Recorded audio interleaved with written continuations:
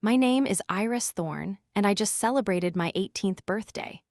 Amidst the festivities last night, my father took me to the side and whispered that I'd be signing some papers for my Uncle Wade soon, calling it a mere formality. I offered a smile and a nod in response. Moments later, I was in the kitchen with my laptop, quietly securing my multi-million-dollar inheritance, left to me by my grandparents, into an irrevocable trust as a safeguard.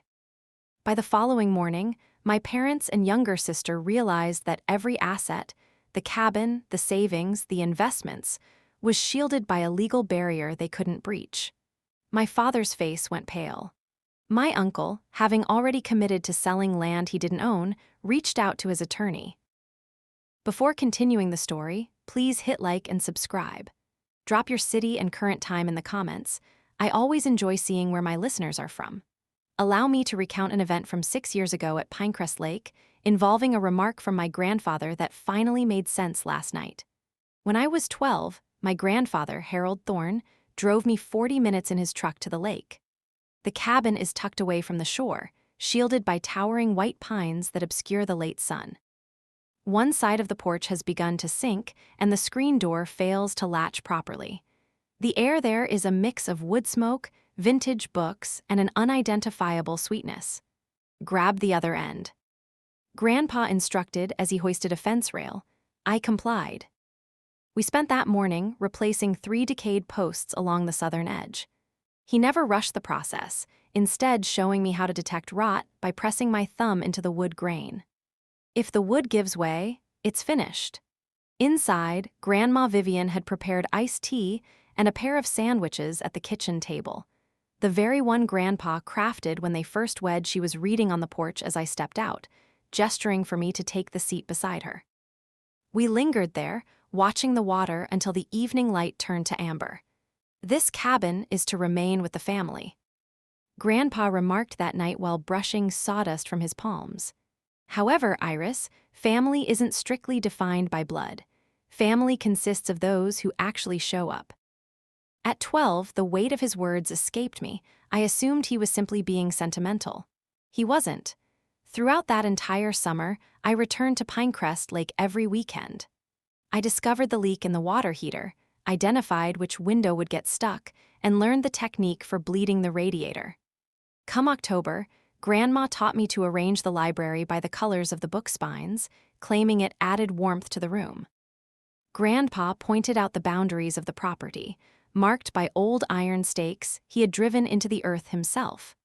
I had no idea then that he was already consulting a lawyer regarding this very place and my future. Back at our house in Oakwood, the atmosphere felt different.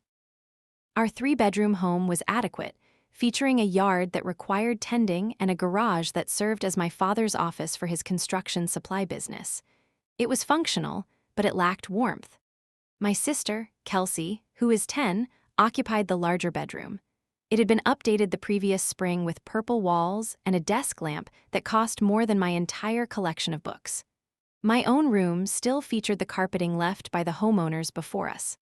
During dinner, my father shifted the topic to the cabin. Dad's old place is just sitting there, losing its worth. Greg remarked while slicing his meat. The property taxes alone are draining us. We ought to sell and put that money elsewhere. My mother gave a nod of agreement, noting it was a logical step. Grandpa insisted the cabin stay in the family. I intervened. Greg gave a small laugh, not a cruel one, but a dismissive one, which felt worse. You were only 12, Iris. He was just being kind. No one else sought my opinion. The talk moved on to Kelsey's success in a debate competition. She was a regional finalist, which was quite a feat, and Denise had already put the certificate in a frame. I had actually won the district science fair a fortnight ago, but the ribbon was still tucked away in my bag.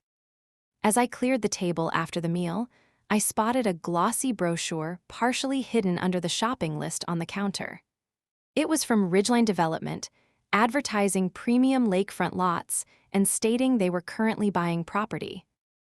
A phone number was scribbled in the margin in handwriting that didn't belong to my father. I returned the flyer to its exact spot and went upstairs. Lying on my bed, I pictured Grandpa's handmade kitchen table and how Grandma would serve my sandwich without asking, because she already knew my preferences. I thought about that brochure downstairs. Someone was already calculating the market value of my grandparents' home. Grandpa Harold passed away 2 years later when I was 14.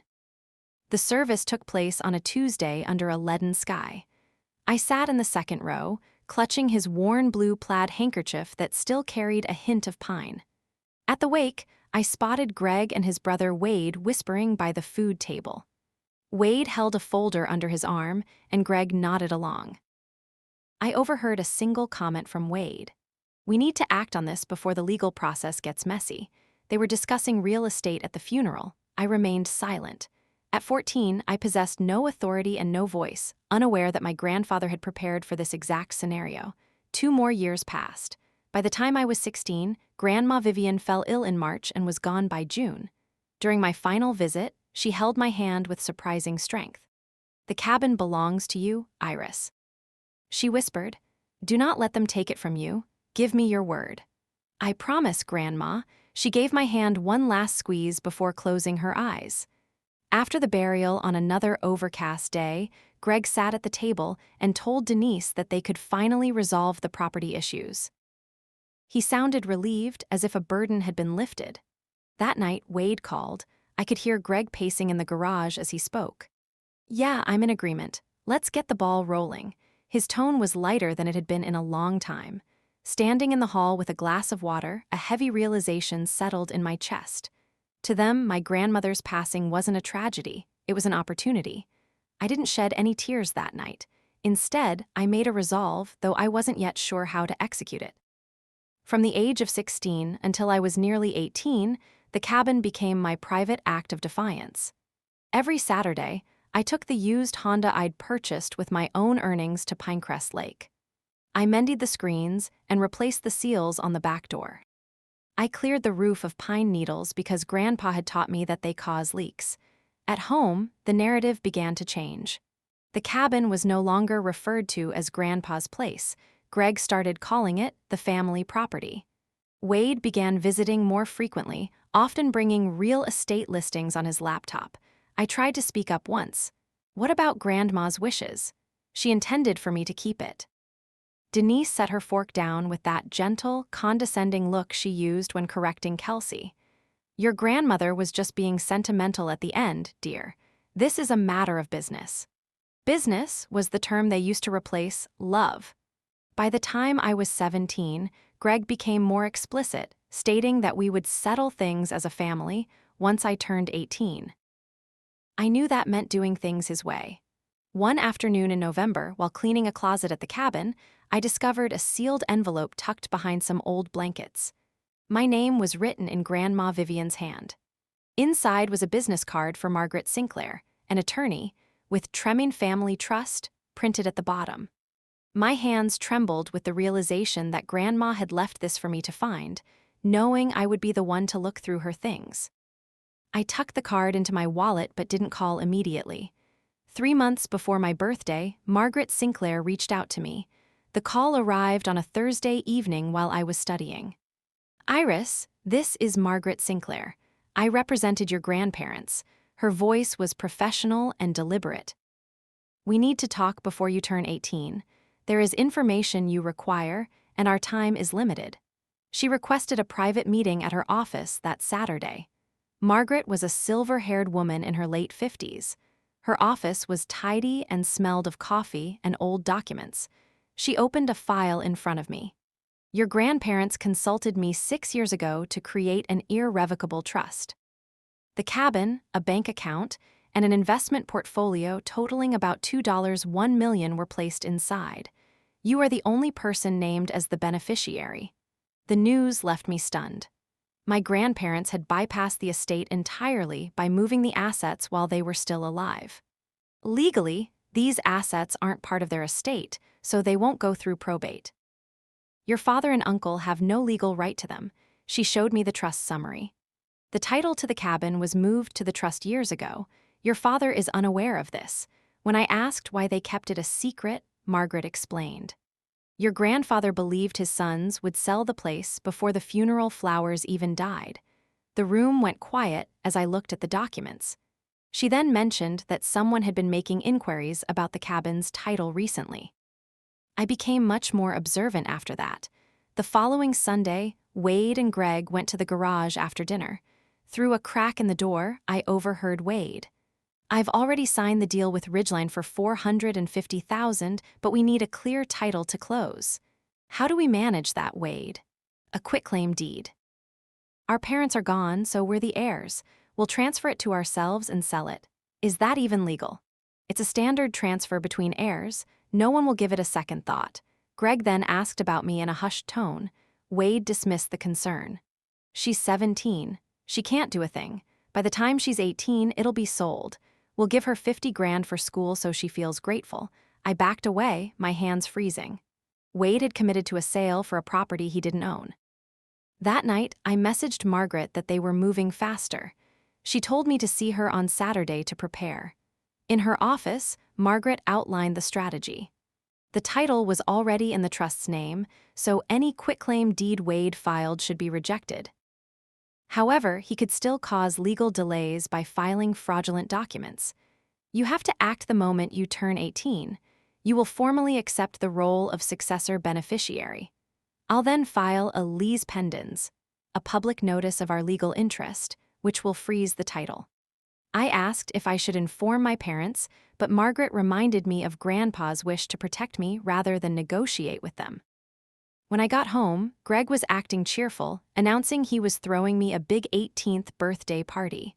I played along, smiling while knowing that in 9 days their plans would crumble. Staying quiet was incredibly difficult. I wanted to confront them, but I followed Margaret's advice. Have you ever had to keep a secret to protect yourself? Let me know in the comments. And make sure to subscribe because the story is about to shift. 5 days before the big day, my mother tried to manipulate me. "Now that you're an adult, we should make some family decisions together." She claimed the cabin was too expensive to keep and that selling it would help with Dad's business debts and my college fund. Grandma wanted me to keep it. I said Denise grew impatient. "Sentiment doesn't pay the taxes, Iris." Greg walked in, mentioning he already found a buyer, Ridgeline, and that it was a fair deal. I told them I'd think about it, and Greg seemed satisfied. Later, Kelsey came to my room, worried because she had overheard them sounding nervous and excited about a plan. I told her not to worry. 3 days before my birthday, Wade cornered me in the drive. He offered me $50,000 for college if I went along with the sale. "Whose name is on the deed, Uncle Wade?" I asked. He faltered for a moment before claiming it passed to him and my dad as next of kin. I knew he was lying, counting on my ignorance. The night before my birthday, I drove to the cabin alone. I sat on the porch, smelling the pine and rain, and reviewed the legal documents Margaret had sent. At midnight, I cried, wishing things didn't have to be this way, but knowing that legal documents were my only protection. I set my alarm for 5:45 a.m. At 11:50 p.m., I logged onto a video call with Margaret.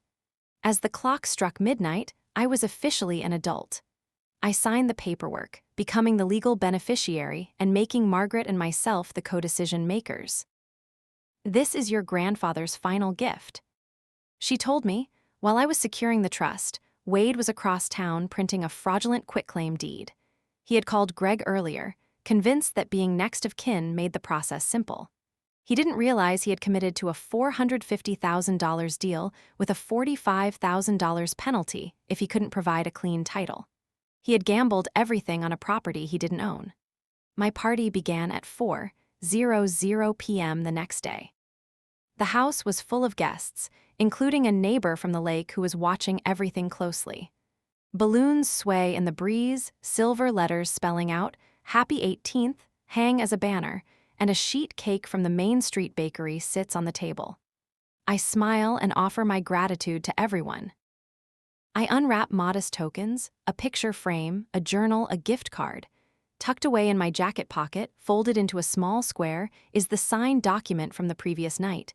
I don't need to feel for it, I know it's there. The matter is settled. Greg stands near the cake and taps his glass to get everyone's attention. The room falls silent. "I just want to announce that Iris is officially an adult today. Denise and I are incredibly proud of her." He stops for a moment, scanning the crowd. As a family, we have some very exciting plans for what's coming next. Isn't that right, Iris? Every person in the room shifts their gaze toward me. Thanks, Dad, I say. I leave it at that. Greg waits for more, then lets out a forced laugh and lifts his glass. The guests follow his lead, and the chatter starts up again. Out of the corner of my eye, I spot Wade by the entrance, his thumbs moving rapidly as he types something into his phone. Nora catches my arm as I walk toward the window. She leans in, the scent of lavender hand cream trailing her. Your grandmother would have wanted you to be aware of something, she says in a low voice. I saw your uncle at the lake house last week with two men in suits. They were using a measuring tape along the property line. Wade brought buyers to the cabin before he even held the title. His arrogance was astounding. After the cake is served and the plates are passed around, Greg stands up once more. This time, his tone is louder and more authoritative, the voice of someone who finally has the audience he desires. Before we finish, I have something to share with all of you. He rests his hand on Denise's shoulder. Our family has been facing some significant financial hurdles lately. Some of you are aware of the situation with the store. It's been difficult. There are sympathetic murmurs from the crowd. However, Harold and Vivian left us an inheritance, the cabin at Pinecrest Lake. As a family, we've decided to sell the property to secure our future. We've decided. The words feel like ice against my skin. He is announcing it to 20 people as if it's a done deal. He looks directly at me. Iris understands. She knows this is the best move for all of us, right, sweetheart? The room waits in anticipation. Neighbors who have known me my entire life watch me closely. Nora holds her lemonade. Kelsey is partially hidden behind the sofa. It's what responsible families do, Denise adds with a smile. We make sacrifices for one another. I place my fork down on the plate, the clinking sound echoing in the silence. I never agreed to sell the cabin, Dad. Greg's smile remains, but the muscles in his jaw tighten visibly. She's just joking. It's just birthday nerves. I'm not joking. Wade walks forward from the doorway. Come on, Iris. This isn't the time or the place for this. I pick up my water, take a slow sip, and set the glass back down. You're right, Uncle Wade. This isn't the time. The time is 8:00 a.m. tomorrow morning. Silence fills the room. Wade's phone vibrates in his pocket, but he doesn't move to check it. No one stirs. Soon after, the guests begin to depart. There are polite goodbyes and tight-lipped smiles, the kind of exits people make when they sense a storm brewing inside someone else's home. Within 30 minutes, the only people left are the family, Nora, and two neighbors who seem caught between staying and leaving. Denise waits until the front door clicks shut behind the last acquaintance before confronting me in the kitchen. Her voice is controlled but loud enough to be heard. Do you have any concept of what your father is going through? She steps closer. He might lose this house, Iris. Our home, the place you sleep every night, and you're holding onto a cabin you only visit on weekends. I visit every single weekend, Mom. That's irrelevant. She slams her palms flat onto the kitchen counter.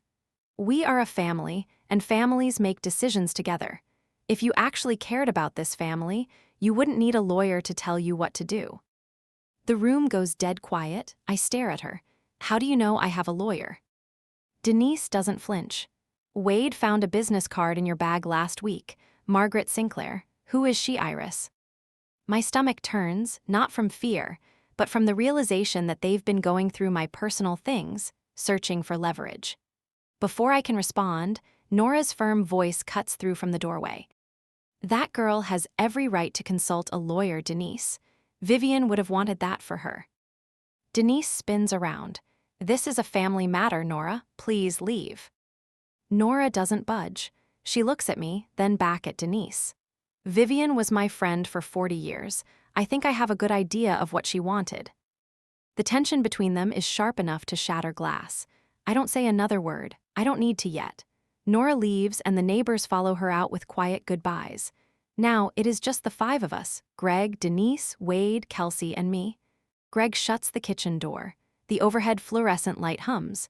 He pulls out a chair and sits, folding his hands on the table like a man preparing to dictate terms. Here is how this is going to play out, Iris.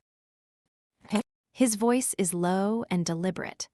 Tomorrow morning, Wade and I are going to the county office. We will file the paperwork, the cabin will be sold, you'll receive your share, a fair share, and we will move forward as a family. What exactly is my share? $50,000. Out of how much total? Greg doesn't answer. Wade, leaning against the doorframe, speaks up. Don't make this more difficult than it needs to be. I look directly at my father, and if I say no. Greg's jaw sets firmly. If you fight this, you are on your own. No more help with college. You won't be living under this roof anymore. The kitchen falls into a heavy silence, broken only by a single drip from the faucet. You're threatening to kick me out on my 18th birthday. I'm asking you to be a part of this family. I push back from the table and stand. My voice is steady, even if my hands are trembling. I am part of this family, Dad. I'm the part that actually keeps promises. I walk past Wade and Kelsey, who is sitting on the stairs with her knees tucked to her chest, and head upstairs. I shut my door, sit on my bed, and breathe. Greg believes his deadline is 9:00 a.m. at the recorder's office. He has no idea that Margaret's deadline is 8:00. I sat on my bed that night, clutching the acceptance form I had signed at midnight. My father had just threatened to exile me from the family if I didn't surrender a cabin that legally belonged to me. My mother accused me of not loving them. My uncle was planning to file a fraudulent deed first thing in the morning. All I could think was that my grandmother had been right. She knew exactly what they would become the moment money was involved, and she had planned for it years before it happened. At 8:00 a.m., the county recorder's office opens. The lights flicker to life. A clerk in a blue cardigan unlocks the front counter. Margaret Sinclair is the first person through the door, dressed in a gray blazer and carrying a leather folder. She approaches the counter and presents two documents: a certified copy of the Thorne Family Irrevocable Trust and a Lee's Pendens asterisk notice. She requests that they be recorded against the Pinecrest Lake property. The clerk examines the paperwork, verifies the existing title records, and stamps them as recorded. It's done. From this moment on, anyone who pulls the title for the cabin will see a notice of a pending legal interest. Thorne Family Irrevocable Trust, Margaret Sinclair, trustee, Iris Thorne, beneficiary. At 8:14 a.m., Margaret calls me. It's done. The asterisk Lis Pendens is officially recorded and the property is flagged. Anything they try to bring in will be rejected based on the chain of title. I sit at the kitchen table eating cereal. Greg is upstairs getting ready. Denise is brewing coffee. I hear normal morning sounds, running water, a closet door, the clink of a belt buckle. At 8:30, Greg and Wade head downstairs together. Greg is wearing a button-down shirt, his business attire from before the store failed. Wade has a folder tucked under his arm, the same one he always carries. We'll be back by lunch, Greg says, grabbing his keys. I look up from my bowl. Good luck. Greg pauses at the door and looks at me, perhaps sensing something in my tone or my expression. Then he turns and leaves. I rinse my bowl, dry it, put it away, and wait. I won't ever know exactly what their faces looked like, but I know what transpired because Margaret stayed at the office to watch. At 9:05 a.m., Wade approaches the counter and slides a quitclaim deed across with a confident nod. Greg stands behind him, hands in his pockets, acting as though they'll be finished in 10 minutes. The clerk takes the document, enters the parcel number, reads the screen, and then stops. I cannot record this document, sir. Wade leans forward. Excuse me. The property title is held under the Thorne Family Irrevocable Trust, which was recorded in 2020. There was also a asterisk Lis Pendens filed just this morning. That's impossible, Wade says. My parents own that land. Sir, the deed was transferred to the trust 6 years ago. The chain of title is clear. This quitclaim does not match the current ownership record. Greg steps up beside Wade. There is no trust. Our parents never mentioned a trust.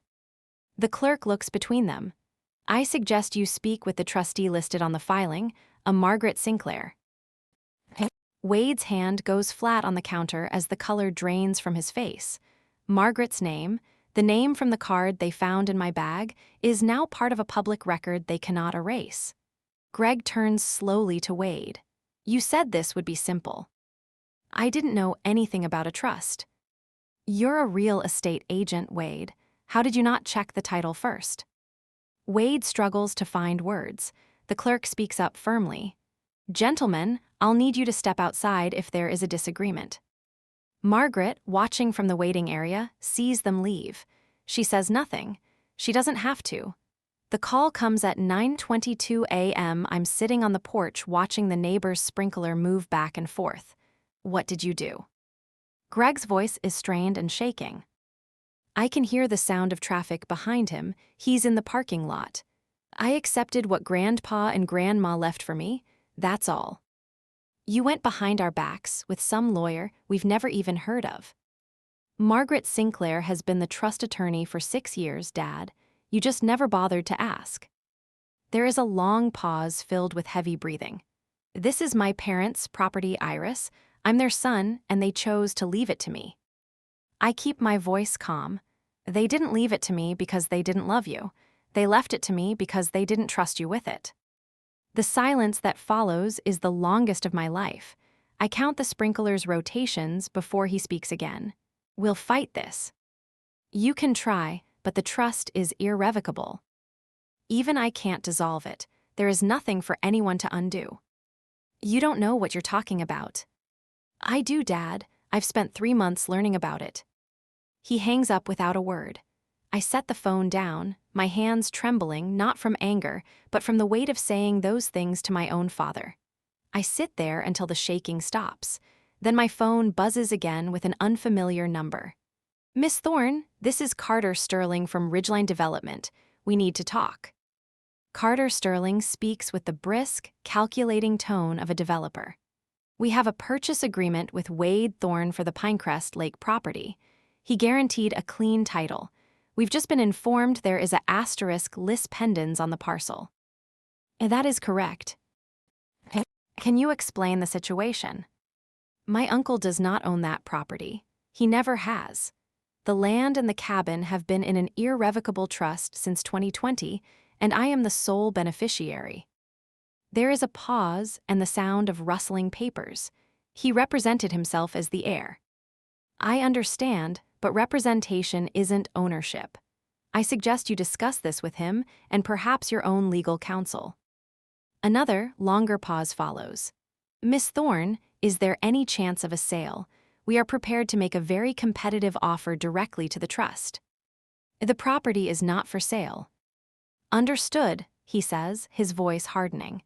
In that case, we will be pursuing our remedies against Mr. Thorne. I provide him with Margaret's contact information. Within the hour, she confirms to their legal team that the trust is valid and Wade had no authority to sell. Ridgeline's response is immediate. They are suing Wade for breach of contract, the $45,000 penalty, and damages. That afternoon, Margaret calls with more news. Iris, the quitclaim deed Wade tried to file included a notary stamp. I had the office pull a copy. The stamp doesn't match any registered notary in the county. It appears to be forged. I close my eyes. That's a felony, isn't it? In this state, yes. My uncle hadn't just tried to steal the cabin, he had committed a crime to do it. Greg returns home at 2:00 p.m., looking like a man carrying an invisible, crushing weight. Denise is in the kitchen, her face blotched from crying. I stay at the dining table. Greg sits across from me and stares at the surface for a long time. I'm going to lose this house, Iris. His voice is hollow. The bank is demanding $180,000. The store is gone. That cabin was supposed to be our way out. I know you're struggling, Dad. I'm sorry about the business. Then help us. The cabin was never the solution. It was a gift to me from Grandpa and Grandma. A gift? He almost laughs. For what? You're 18. What does an 18-year-old need with a lakefront cabin? It isn't about what I need, it's about what they wanted. Denise appears in the kitchen doorway. They were old, Iris. They weren't thinking clearly toward the end. They were thinking clearly enough to hire a lawyer 6 years before they passed away. Greg slams his hand on the table. I'll contest the trust. A voice comes from my phone. I had called Margaret and left her on speaker before he walked in. Mr. Thorne, Margaret says steadily. Contesting an irrevocable trust established 6 years prior to death, with documented legal capacity and witnesses, will cost you more in legal fees than the property is even worth. I strongly advise against it. The kitchen falls silent. Greg looks at me, and for the first time I see recognition in his eyes instead of anger. 2 hours later, Wade calls. Greg answers in the living room, and I listen from the hallway. Ridgeline is suing me, Wade says, his voice raw. $45,000 in penalties plus damages. They're claiming fraud. Did you do it? Greg's voice is colder than I've ever heard it. I thought we owned it, Greg. You're a real estate agent. You do title searches for a living. How did you not check? I assumed. You assumed, and now I have nothing because of it. You wanted the money just as much as I did. But I didn't forge a notary stamp, Wade. There is a long silence. I didn't forge, I just found a stamp. That is forgery. You know exactly what that is. Wade's breathing is heavy. I need a lawyer. So do I, Greg says. Don't call this house again until you've spoken to one. He hangs up and sits on the sofa. I go upstairs. Kelsey's door is open. She's sitting on her bed with her headphones around her neck. Is Uncle Wade in trouble? Yes, Kelsey, he is. Is Dad? I sit on the edge of her bed. Dad made poor choices, but Uncle Wade made much worse ones. She nods, trying to process it. I go to my room and look out the window. The world continues as usual. I don't feel like a winner. I feel like someone who just walked through a fire and hasn't checked for burns yet. Over the next 3 weeks, the consequences arrive like falling dominoes. Ridgeline files a civil suit against Wade for breach of contract and misrepresentation, demanding over $100,000. The district attorney's office begins an investigation into the forged stamp. Wade's real estate license is suspended. Word spreads through our small town. Court filings are public and people talk. By the second week, the story has traveled through the church, the market, and the local clubs. Wade calls me one last time.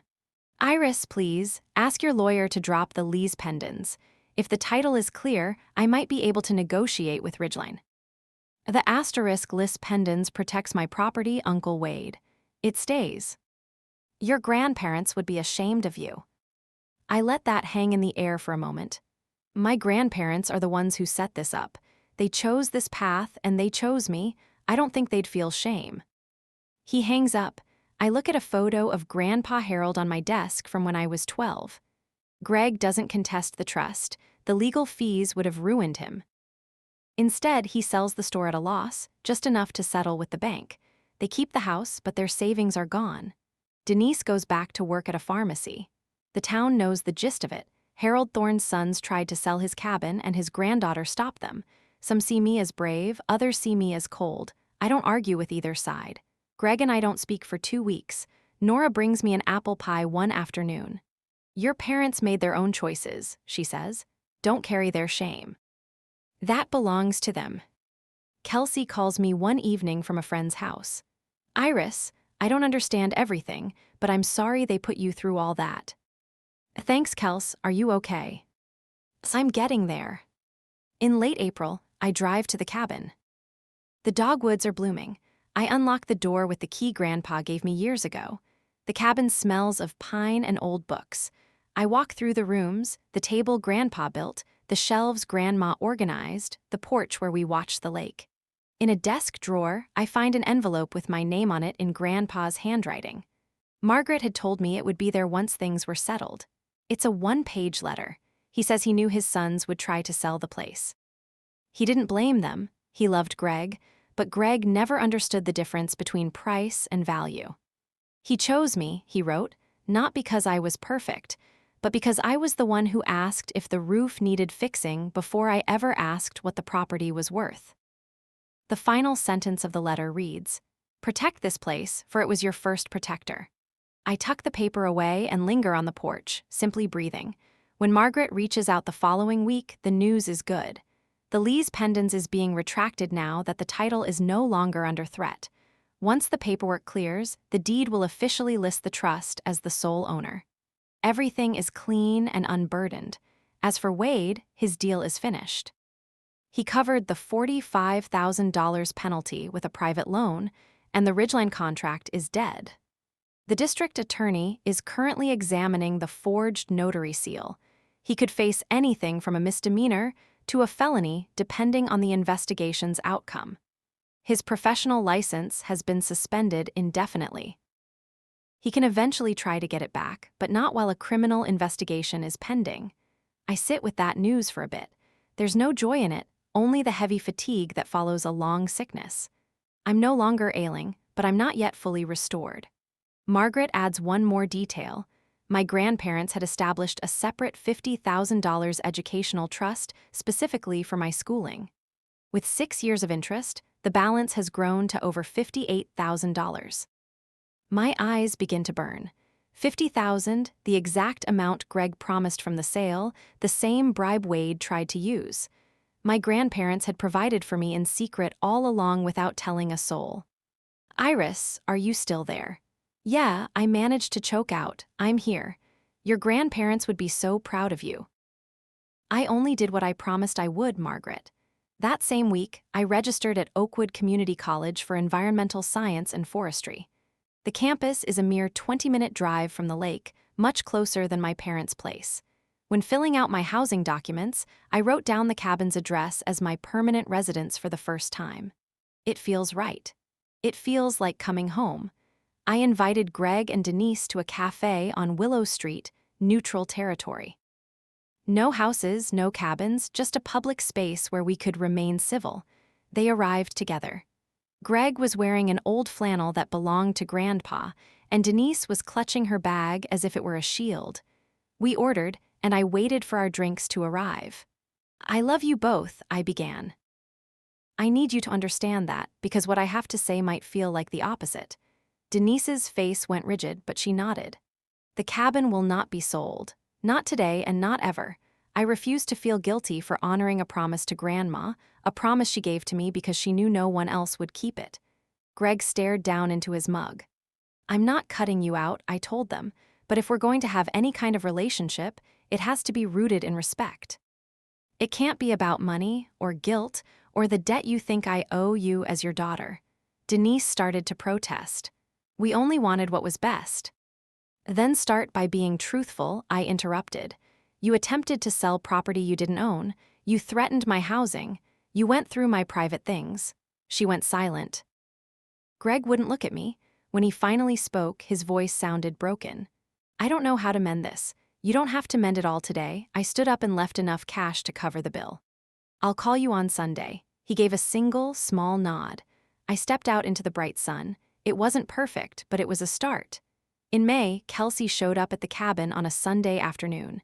She had a pizza box in hand and was wearing that same baggy hoodie from middle school. "I brought lunch," she announced. "Hope you still like pepperoni." Always, we sat on the porch eating off paper plates. The lake was glass. A heron stood frozen near the dock, waiting for a ripple. Kelsey wasn't there just for the food. "I didn't know about any of it," she finally admitted. "Mom and Dad kept me in the dark." "I know that, Kels. Was I part of the reason they did it?" I looked at her, 15 and still finding her way. She hadn't asked for any of this or for the favoritism that came at my expense. "You were just a kid. We both were." She nodded quietly and picked at her pizza. "It's beautiful out here," she said, watching the water. "Grandma used to say that every time she sat here." Kelsey looked at the empty chair beside me, Grandpa's chair, with the armrests he had sanded down himself. "Can I come visit sometimes?" "Whenever you want." She leaned against my shoulder for a second before sitting back up to eat. We didn't mention our parents or the legal battle.